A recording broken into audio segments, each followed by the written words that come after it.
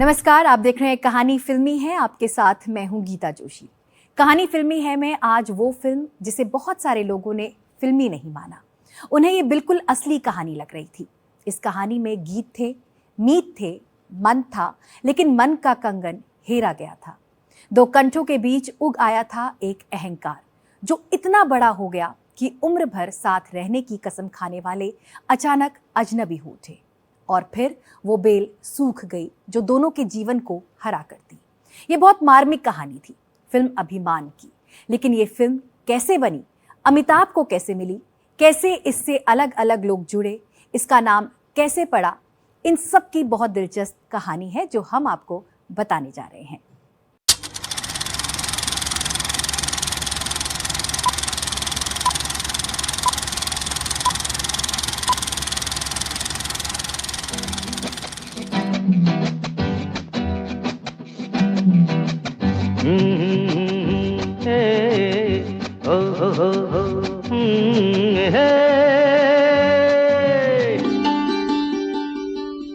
यहीं पे कहीं है मेरे मन का चोर, नजर पड़े तो बहिया दूं मरो।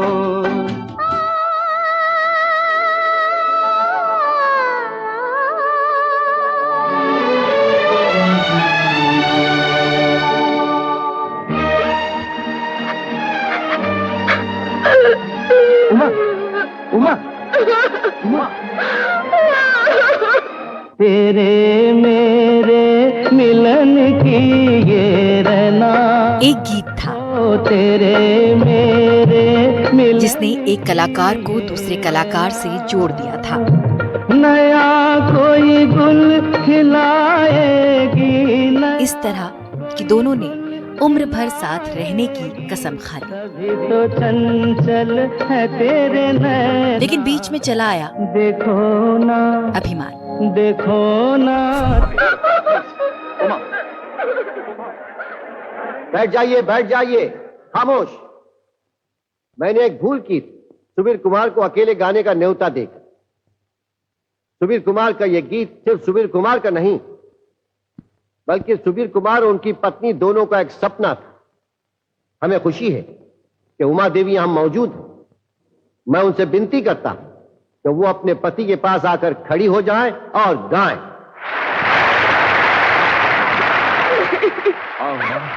तूने चिट्ठी में लिखा था ना उमा कि सुबीर को फिर से गाना पड़ेगा। क्या वो शुभ दिन तू नहीं देखना चाहती?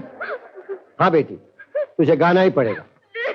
मैं तेरे पिता समान हूं, मेरा आदेश है। चल चल, उठ उठ उठ। नन्हा सा गुल खिलेगा अंगना। 1973 में रिलीज हुई अमिताभ बच्चन और जया भादुड़ी की ये फिल्म जितना रिश्तों के संवेदनशील ट्रीटमेंट के लिए याद की जाती है, उतना ही अपने सदाबहार गीतों के लिए भी। चंदा बादल में खेलेगा वो तेरे आंचल में, तेरे मेरे। अमिताभ की उदास जख्मी आंखें और जया भादुड़ी की मासूम अपने में अटक गई चुप्पी सबको एक हुक सी भर जाती थी। नया कोई उदासी के उस दरिया में तैरते थे चंद की। कहानी, संगीत और निर्देशन तीनों ने फिल्म को कुछ इस तरह गूंथा कि अभिमान गल गया, फिल्म अमर हो गई। देखो ना, देखो ना। दिलचस्प ये है कि ये फिल्म इत्तेफाक से ही अमिताभ को मिली। मिला रे मन का मीत ना। खुद अमिताभ याद करते हैं, ऋषिदा ने किया था वादा जिसे उन्होंने पूरा किया। मीत ना मिला रे मन का। गुड्डी में मैं पहले उसका लीडिंग मैन था उसमें, और 10-12 दिन उसकी शूटिंग भी की मैंने। फिर उसके बाद वहाँ से ऋषिदा ने मुझको निकाल दिया। फिर उसके बाद समीत भांजा को लिया लीडिंग मैन। हुआ यूँ कि उसी दौरान शायद आनंद रिलीज हो गई, और क्योंकि राजेश खन्ना की वजह से वो इतनी प्रबल फिल्म थी और इतनी चली वो कि उसमें हम लोग जो साथ साथ में वो इंजन थे, हम लोग जो गाड़ी थे, जब गाड़ी के कैरेजेस थे, तो उनको चाहिए था एक ऐसा कलाकार जो कि फिल्म से किसका संबंध ही ना हो उनका। तो फिर उन्होंने कहा कि तुम्हारे लिए ये फिल्म ठीक नहीं रहेगी और मैं तुम्हें यहाँ से निकाल रहा हूँ, आगे कुछ और पिक्चर बनाएंगे तुम्हारे साथ, अभी तुम चले जाओ। एक फिल्म होने वाली थी शायद गुड्डी, जिसमें अमिताभ और जया दोनों होने वाले थे। तो for some reasons Amitabh ji could not do that film, और फिर उनको ये मलाल रहा माइंड में कि हम एक फिल्म टुगेदर करें ऋषिदा के साथ। तो इनफैक्ट इस तरह से आइडिया आया कि भाई ऋषिदा को हम दोनों को लेके अगर बनाएंगे तो अच्छा रहेगा। And Rishida came out with this idea of story idea, and that's how Abhimaan came into life. वो 70 का दशक था। हिंदी सिनेमा का उछल कूद करने वाला हीरो पुराना लगने लगा था। एंग्री यंग मैन आ रहा था और इन सब के साथ आ रही थी परिवारों को गूंथने वाली कई प्यारी सी कहानियां। गोरे रंग पे न इतना गुमान कर, नई धुनें नया सिनेमा बना रही थी। गोरा रंग 2 दिन में ढल जाएगा तेरे मेरे। इन सब के बीच एसडी बर्मन ने अभिमान में बिखेरा अपने संगीत का जादू। बर्मनदा ने नई पीढ़ी को पछाड़ते हुए इस फिल्म के लिए फिल्म फेयर का अवार्ड भी अपने नाम किया। नया कोई गुल खिलाएगी, नया कोई गुल खिलाएगी। तेरे मेरे मिलन की ये रहना, वो उसका संगीत जो था वो मेरा ऐसा मानना है कि सचिन दा का सबसे बेहतरीन संगीत। और वो दिन मुझे याद है अभी भी, जब ऋषिदा और हम लोग जाया करते थे ऋषिदा के साथ म्यूज़िक सिटिंग में जाया करते थे बर्मनदा के घर, और वो बैठ करके हारमोनियम पे बजाते थे और एक एक गाना उन्होंने चुन करके इस फिल्म के लिए बजाया था। और मुझे पता नहीं ऐसा कहना चाहिए या नहीं, लेकिन उनकी आवाज़ में जो हमने वहाँ पेटी पे सुना उसका 25% भी जो है वो बना नहीं। नन्हा सा गुल खिलेगा अंगना, सुनी मैया सजेगी सजना। जैसे खेले चंदा बादल में, खेलेगा वो तेरे आंचल में। क्लाइमैक्स का ये जो गाना पिक्चराइज हुआ था, वो एक यहाँ मातृश्री बिरला मातृश्री है बॉम्बे हॉस्पिटल के पास, उसमें हुआ था।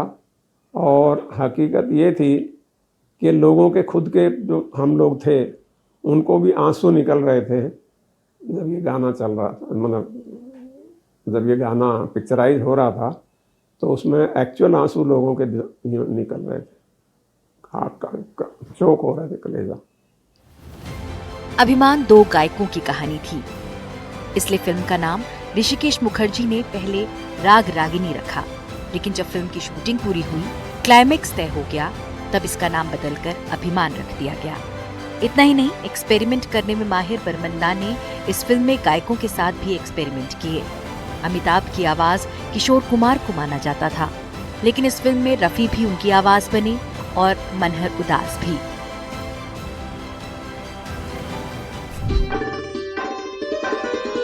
यहीं पे कहीं है मेरे मन का चोर, नजर पड़े तो बहिया दूं मरो। मनहर उदास के खाते में आया ये गाना बर्मनदा मुकेश से गवाना चाहते थे, लेकिन इस गाने के स्क्रैच को मनहर ने रिकॉर्ड किया। जब मुकेश ने गीत सुना तो उन्होंने ऋषिकेश मुखर्जी से उसी गाने को रखने की गुजारिश की। यही बतियां मुझको है तड़पाती, लुटे कोई मन का नगर,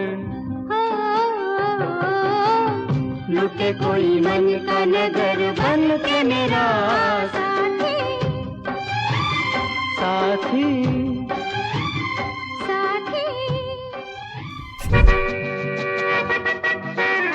मीत ना मिला रे मन का, मीत ना मिला रे मन का। इस फिल्म के गानों की रिकॉर्डिंग में बर्मनदा अगर किसी से परेशान थे तो वो थे किशोर दा। मिला रे मन का रिकॉर्डिंग से पहले गायकों के साथ रिहर्सल करने वाले बर्मंदा ने जब किशोर कुमार को रिहर्सल के लिए घर बुलाया तो वो नहीं पहुंचे। नतीजा, किशोर कुमार का गुस्सा निर्माता पवन कुमार पर निकला। रे बार मीत ना मिला रे मन का मीत ना। एक दिन सुबह ही सुबह मेरे घर पे फ़ोन आया, पवन तुम्हारा गाना तो नहीं हो सकता, रिकॉर्डिंग नहीं हो सकता, नहीं हो सकता। क्या हुआ दादा? अरे वो किशोर है ना, किशोर, वो क्या समझता है अपने आप को? हमने उसको रिहर्सल के टाइम दिया, वो रिहर्सल पे नहीं आया। अब रिहर्सल नहीं होगा तो गाना कैसे तैयार होगा? मैंने कोई बात नहीं दादा, आ जाए। नहीं नहीं, वो क्या समझता है, बड़ा सिंगर बन गया, वो भूल गया कि मैंने उसको ब्रेक दिया था। नहीं दादा, कोई बात नहीं।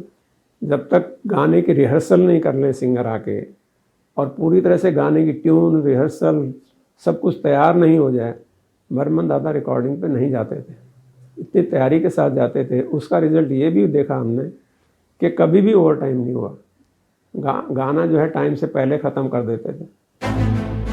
लता मंगेशकर के साथ बर्मंदा की अनबन के खूब चर्चे थे, लेकिन जब सुलह हुई तो दोनों ने सिनेमा प्रेमियों को कई खूबसूरत नगमे दिए, जिनमें से अभिमान के गीत भी हैं।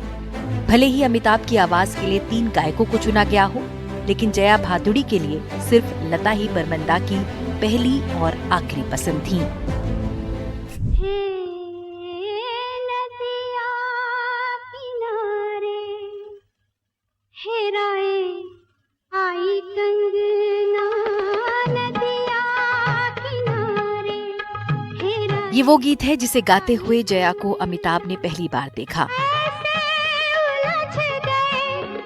और फिर देखते रह गए।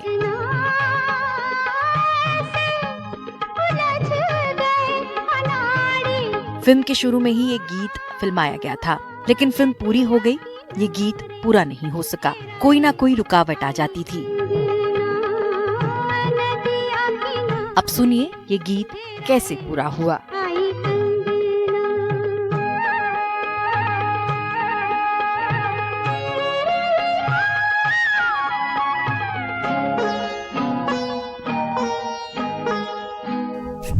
हम लोग शूटिंग कर रहे थे, ये गाना है पिक्चर में जो हमारा नदिया किनारे, तो उस गाने की शूटिंग के लिए हम गए हुए थे बेलगाम। और बेलगाम में नदी के किनारे हमारी यूनिट थी, गांव के बाहर, बेलगाम गांव के बाहर नदी है, तो वहाँ पे शूटिंग कर रहे थे हम लोग। और थोड़ा शूटिंग का दूसरा दिन था, वो 2 दिन से ज़्यादा तो रिश्तेदार लेते ही नहीं थे किसी भी चीज़ के। तो दूसरा दिन था, उस दिन ज़रा मौसम ख़राब होने लगा, बारिश होने लगी और देखा कि अब तो ये ज़्यादा हम कर नहीं पाएंगे और आज ही हमको पैकअप करना था। तो सीधा ने कहा कि ठीक है, काम करते हैं। उन्होंने क्या किया कि जया जी को गाते गाते यूँ पोजीशन ऐसी दी कि वहाँ एक पास में एक छोटा सा मंदिर था और उसका एक कंपाउंड था, तो उस कंपाउंड में आके वो मतलब क्लोज आ जाए ताकि, तो उन्होंने जया जी को ऐसा कहा कि आप यहाँ से चल के इधर से यहाँ तक आके यहाँ बैठ जाइए। एक चबूतरा सा है, अगर फिल्म में देखेंगे याद होगा तो एक वहाँ पे वो है, तो उन्होंने अपना पोजीशन दे दी। फिर वहाँ बिठा के, क्योंकि एक सर्टन गाने का पोर्शन उनको फिल्माना ही फिल्माना है आउटडोर में, तो उन्होंने क्या किया कि वो आ गए इतने में। ये क्योंकि इनका पहला हीरो हीरोइन का पहला एक दूसरे से फेस टू फेस है शॉट, गाना ख़त्म होता है और वो अमित जी जो है ना, उनका गाना सुन के पहले आ रहे हैं और पास में आ जाते हैं। तो सारा हमने क्या किया कि वो उस एरिया के वो जो है फोटोग्राफ्स ले लिए कि हम स्टूडियो में लगा लेंगे। तो ठीक है, बॉम्बे आ गए शूटिंग वो गाने का। खाली उनका जो सीन है ना बाद में गाने के बाद, अगर आपको याद होगा, तो वो सीन बाकी रह गया था। कहने का तात्पर्य ये है कि गाने की शूटिंग हमारी पिक्चर बनती जा रही है, इस गाने का फिल्मीकरण नहीं हो पा रहा है और सो मच सो के फिल्म कंप्लीट होने आई। This is the last schedule that we are doing in Alibaug. तो अलीबाग में भी उसका रेप्लिका लगाया गया। काफ़ी बाकी शूटिंग हो गई, सब ख़त्म हो गया। उसके बाद ये सीन किया और करते करते सब ने देखा कि हो जाए, सबकी सांसें रुकी हुई हैं। खैर साहब, गाने की शूटिंग तो हो गई, सब बहुत खुश के हाँ जी चलिए एट लास्ट। लेकिन यकीन करेंगे आप कि जब प्रोसेस हो रही थी ये फिल्म सेंटर में, वहाँ जिस वक्त ये पोर्शन प्रोसेस होने वाला था उस वक्त बिजली गड़बड़ हो गई और ये वो इतना पोर्शन फिल्माया हुआ ख़राब हो गया। फिर सोचा कि क्या हुआ, क्या कैसे करें। तो सबके सबको ध्यान में आया कि हम लोगों ने शूटिंग की थी। जो कंपाउंड था वहाँ एक छोटा मंदिर था, शिव मंदिर, और शिव मंदिर में जाके किसी ने पूजा ही नहीं की। तो फिर मैंने मन्नत मांगी, रिश्तेदार ने बोला भाई मन्नत मांगो कुछ। तो मन्नत मांगी, प्रभु से विनती की कि भाई हमारा ये काम संपन्न करवा दो, हम आके अपना पूजा वगैरह ज़रूर करेंगे। और फिर दोबारा ट्राई किया और वो गाना कंप्लीट हुआ। जिस तरह इस फिल्म के हर गीत का किस्सा है, उसी तरह कई दृश्यों की भी अपनी दास्तान है। शायद ही कोई हो जिसकी आंखें इस फिल्म को देखने के बाद नम ना हुई हों। फिल्म के क्लाइमेक्स में जहां कलाकारों से लेकर जूनियर आर्टिस्ट तक सिसक रहे थे, वहीं फिल्म के डायलॉग लिखने वाले राजेंद्र सिंह बेदी, जया, अमिताभ और बिंदु पर फिल्माए इस सीन को लिखते लिखते भावुक हो गए। मैं आपके साथ रहना चाहती हूँ। कोई जरूरत नहीं, मेरी जिंदगी में मुझे किसी की भी जरूरत नहीं, समझी? मेरी भी जरूरत नहीं, तो मुझे यहाँ रहने का क्या अधिकार है? मैं नहीं जानता, ये आप जानती हैं। आप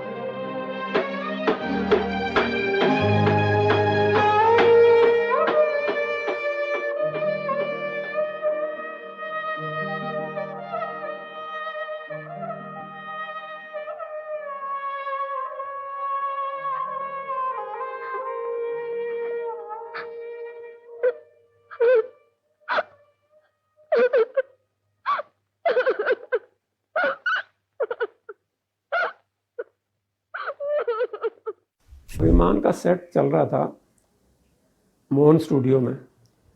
तो मैं जनरली थोड़ी देर ऑफिस अपना काम निपटा के तब जाता था, रेगुलर जब शूटिंग चल रही होती थी। तो मैं अपना दोपहर को पहुंचा वहाँ, तब तक लंच ब्रेक चल रहा था।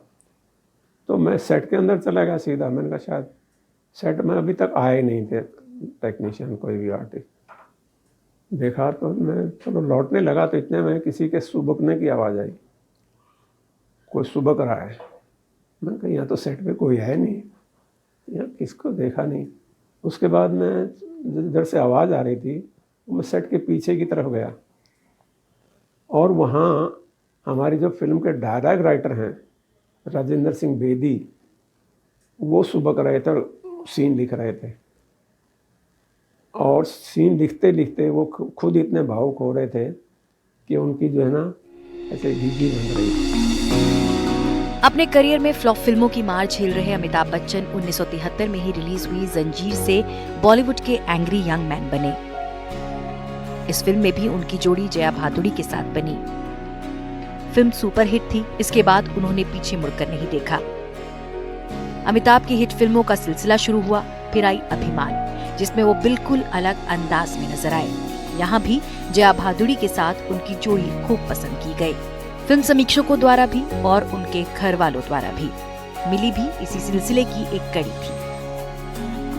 All his romances on screen with Rekha were usually very passionate and dramatic love stories. But the intensity that came with Jaya's pairing, they were always real stories. They were always family stories. She was usually the wife to whom injustice was done. So in the Amitabh and Jaya pair, I would say my favorite all time will be Abhiman and Milli. इस film का निर्माण अमिताभ बच्चन और जया भादुड़ी ने अपने banner अमिया के तहत किया। अमी अमिताभ से लिया और या जया से। फिल्म की शूटिंग के दौरान अमिताभ और जया दोनों अपनी शादी की तैयारियों में मशगूल थे और उन दोनों के तत्कालीन सेक्रेटरी ही इस फिल्म का पूरा काम देखते थे, जिसके चलते कागजों के मामले में दोनों का काम कच्चा रह गया। अमिताभ बच्चन ने भी कुछ साल पहले सोशल मीडिया पर फिल्म के बौद्धिक संपदा अधिकारों को लेकर काफी गलतफहमी की बात कही थी। हालांकि बतौर निर्माता पवन कुमार जैन और सुशीला कामत का नाम शुरुआत से ही फिल्म के साथ जुड़ा रहा। कहानी फिल्मी है में फिलहाल बस इतना ही। मुझे दीजिए इजाजत, लेकिन देश और दुनिया की बाकी खबरों के लिए आप बने रहिए हमारे साथ। देखते रहिए NDTV इंडिया। नमस्कार।